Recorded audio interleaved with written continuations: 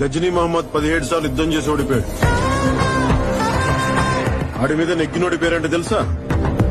పోనీ ఓడిపోయిన ఈడెందుకు గుర్తున్నాడు తెలుసా? ఎందుకంటే వాడికి యుద్ధం అంటే భయం లేదు, గెలవడం ఓటంతో సంబంధం లేదు. Maybe same to same.